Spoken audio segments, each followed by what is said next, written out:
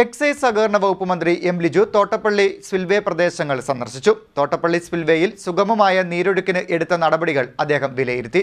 ജലത്തിന്റെ അളവ് കൃത്യമായി നിരീക്ഷിക്കണമെന്നും അളവ് കൂടുന്നതിനനുസരിച്ച് ആവശ്യമായ നടപടികൾ സ്വീകരിക്കണമെന്നും മന്ത്രി ഉദ്യോഗസ്ഥർക്ക് നിർദ്ദേശം നൽകി. മഴ തുടരുന്ന സാഹചര്യത്തിൽ ജില്ലാ ഭരണകൂടം നടത്തിയ മുന്നൊരുക്ക പ്രവർത്തനങ്ങൾ വിലയിരുത്തുന്നതിന് മന്ത്രി ലിജുവിന്റെ നേതൃത്വത്തിൽ അടിയന്തര യോഗം ചേർന്നു. ഏത് അടിയന്തര ഘട്ടവും നേരിടാൻ സജ്ജമാണെന്നും മുന്നൊരുക്കങ്ങൾ തൃപ്തികരമാണെന്നും യോഗം വിലയിരുത്തി. രൂക്ഷമായ കടലാക്രമണമാണ് അമ്പലപ്പുഴയുടെ ചില പ്രദേശങ്ങളിൽ വളഞ്ഞൊഴിയുടെ പടിഞ്ഞാറൻ മേഖലയിലും കാക്കാഴം മേഖലയിലും ഉണ്ടായിട്ടുള്ളത്, പാൽക്കുളങ്ങര മേഖലയിൽ ഉണ്ടായിട്ടുള്ളത്. പല വീടുകളും ഇവിടെ പൂർണ്ണമായിട്ട് തകർന്നിരിക്കുകയാണ്. നിലവിൽ 2 ക്യാമ്പുകൾ, ഒന്ന് പാൽക്കുളങ്ങരയിലും മറ്റൊന്ന് അല്ലമീൻ സ്കൂളിലും ക്യാമ്പുകൾ പ്രവർത്തിക്കുന്നുണ്ട്. ക്യാമ്പുകൾക്ക് ആവശ്യമായ എല്ലാ സംവിധാനങ്ങളും സർക്കാർ ഇപ്പോൾ ചെയ്തിട്ടുണ്ട്.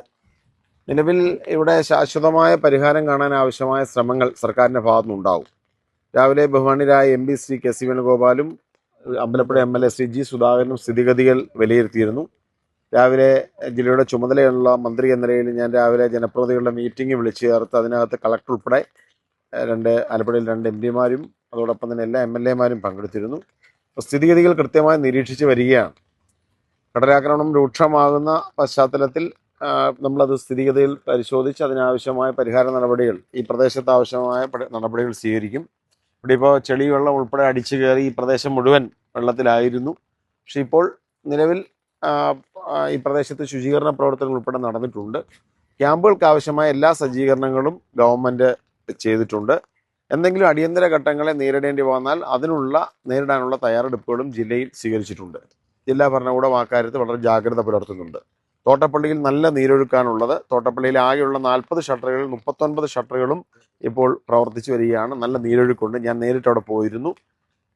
എന്ത് അടിയന്തര ഘട്ടത്തെയും നേരിടാനുള്ള ഒരുക്കത്തിലാണ് സർക്കാർ. തീർച്ചയായിട്ടും അതുകൊണ്ടാണല്ലോ ഇപ്പം നമ്മൾ വെള്ളം ഒഴുകി മാറുന്നതിന് വേണ്ടി നിലവിൽ തോട്ടപ്പള്ളിയിലെ ഷട്ടറുകളെല്ലാം തന്നെ തുറക്കുന്നുണ്ട്. അവിടെ ആഴം കൂട്ടാനുള്ള നടപടികളും നോക്കുന്നുണ്ട്. കിഴക്കൻ ചെയ്തുകൊണ്ടിരിക്കുകയാണ്. പിന്നെ തണ്ണീർമുക്കം ബണ്ടിൻ്റെ പ്രദേശങ്ങൾ തുറന്നിട്ടിട്ടുണ്ട്. അന്ധകാരനഴി പൊഴിയും നിലവിൽ കായംകുളം പൊഴിയിലും എല്ലാ സ്ഥലങ്ങളിലും പ്രവർത്തനങ്ങൾ നടന്നു വരികയാണ്. ആറാട്ടുപുഴയിലും എല്ലാ സ്ഥലങ്ങളിലും ഉണ്ട്. ഇപ്പോൾ തൽക്കാലം ഹ്രസ്വകാല പരിഹാരങ്ങൾ ഉണ്ടാക്കിക്കൊണ്ടിരിക്കുന്നു. കടൽക്ഷോഭത്തിൽ നിന്നും പ്രതിരോധിക്കാൻ ആവശ്യമായ ഹ്രസ്വകാല പരിഹാര നടപടികൾ ഇപ്പോൾ നടക്കുകയാണ്. ദീർഘകാല അടിസ്ഥാനത്തിൽ ഈ വിഷയത്തിന് പരിപൂർണമായ പരിഹാരം, ഒരു വളരെ മികച്ച രീതിയിലുള്ള കടൽഭിത്തി സൃഷ്ടിച്ച് ഈ പരിഹാരം ഉണ്ടാക്കാനാണ് സർക്കാർ ആഗ്രഹിക്കുന്നത്.